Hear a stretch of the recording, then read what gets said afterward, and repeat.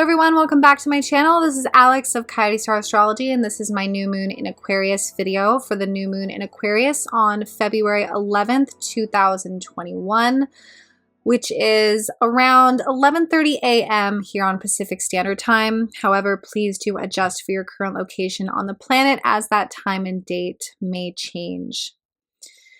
And we still have an abundance of Aquarian energy in the chart, which is a very high voltage signature that I think is having people feel one of two ways.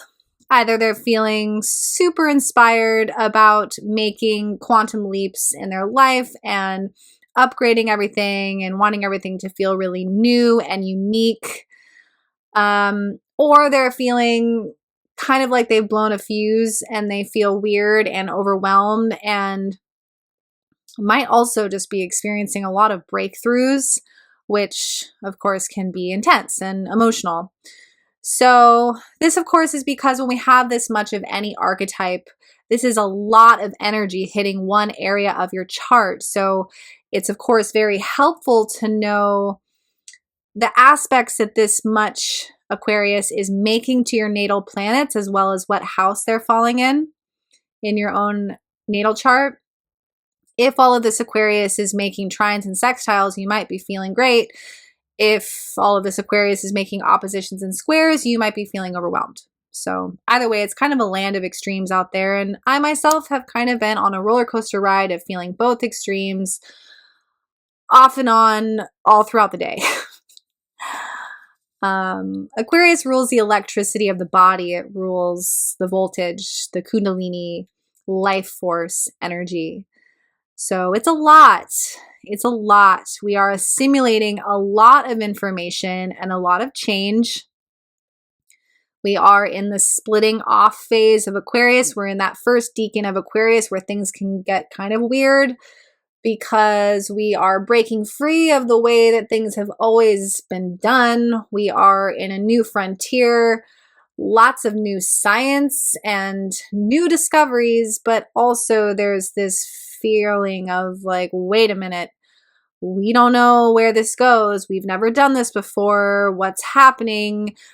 And there's also just a lot of changes being made, whether we like it or not. Just kind of like, oh, here's this new mandate and here's this new restriction. And it's just this kind of like ice cold Aquarian AI electronic spirit, which is just, it's just a lot, you know?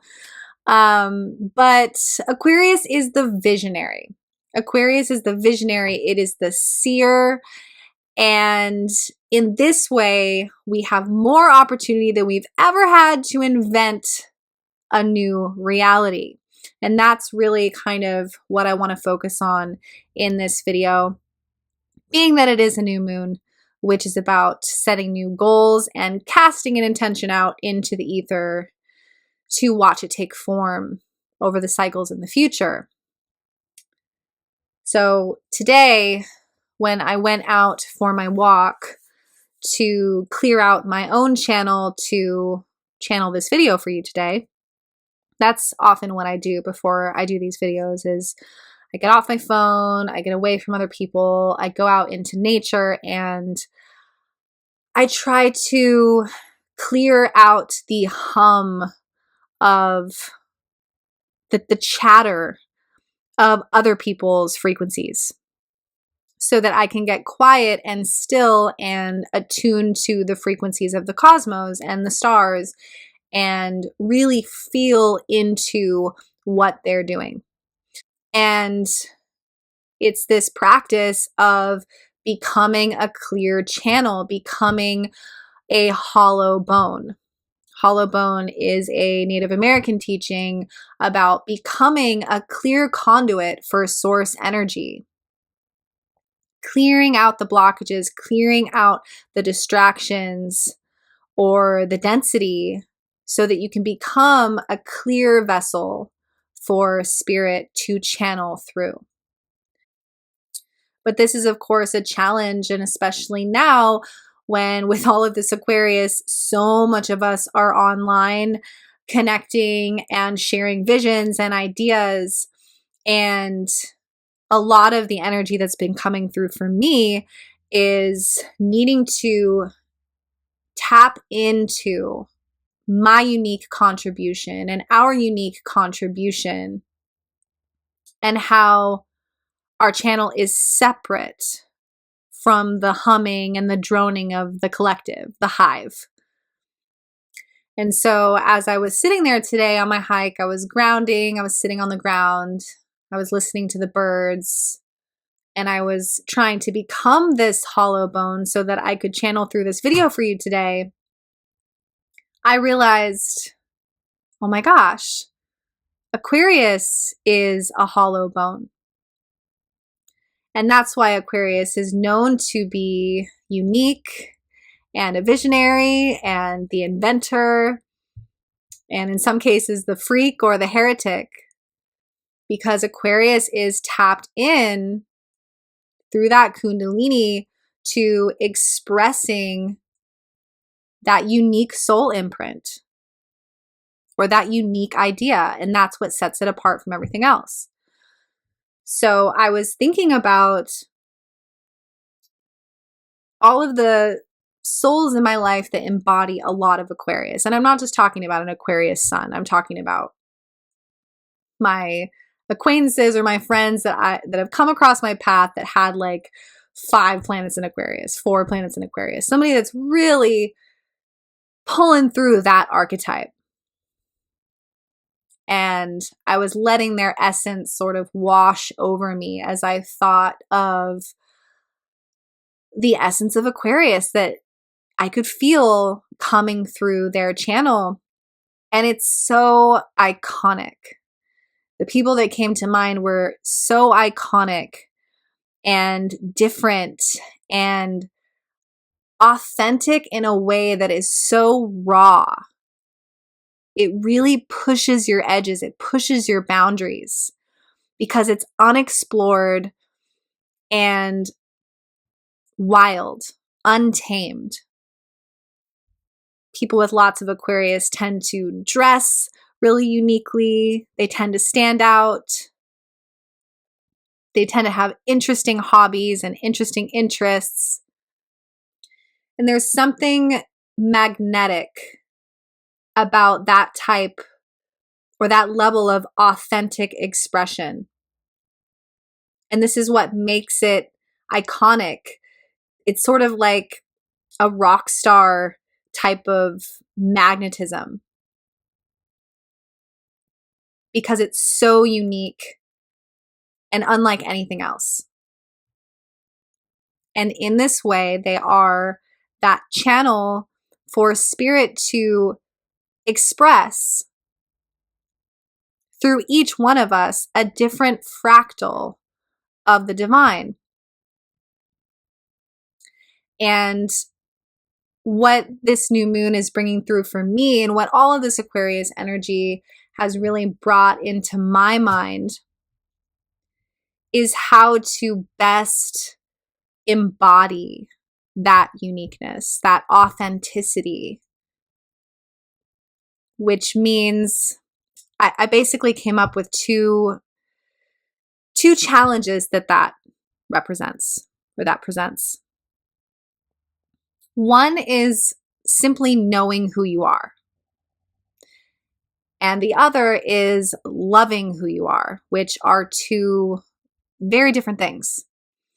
I feel that in this lifetime, I was lucky enough, and I am lucky enough to have always known who I am. I've always been very connected to my spirit, my soul. And in that way, I really have not changed much since I was a little girl. Now, loving who that person is has been an entirely different journey, and I'll get into that in a second. But I've always known who I am. I was actually a very kind of Aquarian child. In the sense that I didn't want to do what everyone else was doing. And for that reason, I didn't have a lot of friends because I didn't want to be a part of the popular group. everything they were talking about and everything they were interested in bored me immensely. I was actually into many of the things I'm still into. I would go to the library, I would read.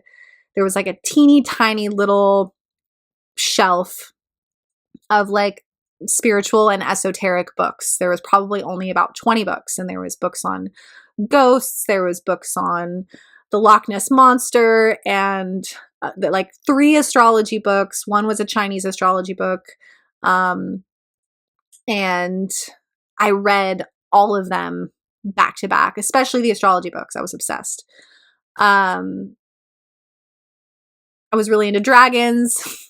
I'm still really into dragons. Yeah, I liked to write.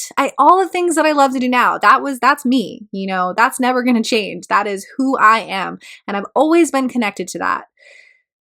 But I was alienated for knowing who I am because I didn't want to conform. And so because I was alienated and my uniqueness was not celebrated, I became soul-crushingly insecure. Like many of us, because the framework of our current society, unfortunately, does not celebrate uniqueness. It celebrates conformity. So, yeah, I developed, you could say, dysmorphia around pretty much everything, around my personality, around my body, around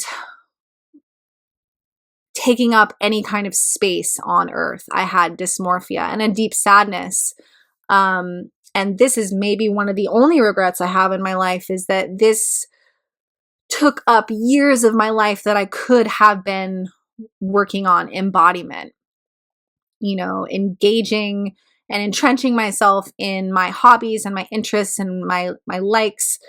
And I could have really gone much even further than I did, because I lost those years where I was just really kind of like hibernating in myself and afraid to express myself.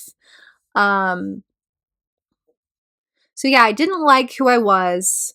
And then high school was miserable, had a really bad eating disorder, depression, all the things. And none of this really got better until my early 20s, when I started experimenting with psychedelics and had major breakthroughs around consciousness, but also did lots of work around self-love and healing dysmorphia. And that's a journey that I'm still on, but I'm a lot further along than I was. So anyway, breaking through all of that began a journey of, yes, self-love, loving who I am, which is really a journey of embodying our divine avatar, which is the physical manifestation of our conduit.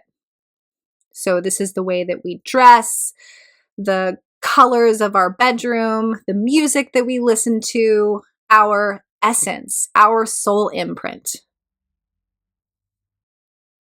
This to me is one of the best parts of being alive, and that's why I love tattoos and body modifications and different hairstyles and this kind of thing, because it's like we only have so much time to be the embodiment of this vessel.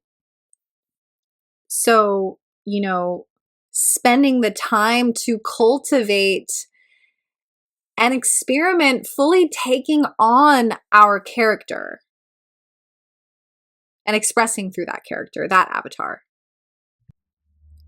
It's not going to look like anyone else. Aquarius is part of the Leo, Scorpio, Taurus axis. And I was meditating on this today when I was out in the forest, because it's fascinating to explore that across the zodiac. In Leo, we have the creative expression.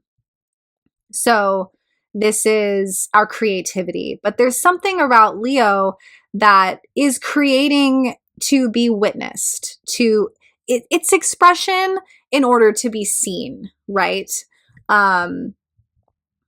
Leos love to be noticed, right? And I'm not saying this in like a negative way. That's a really important part of this equation, right?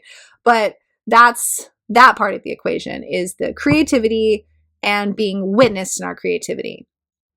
Then we have Taurus.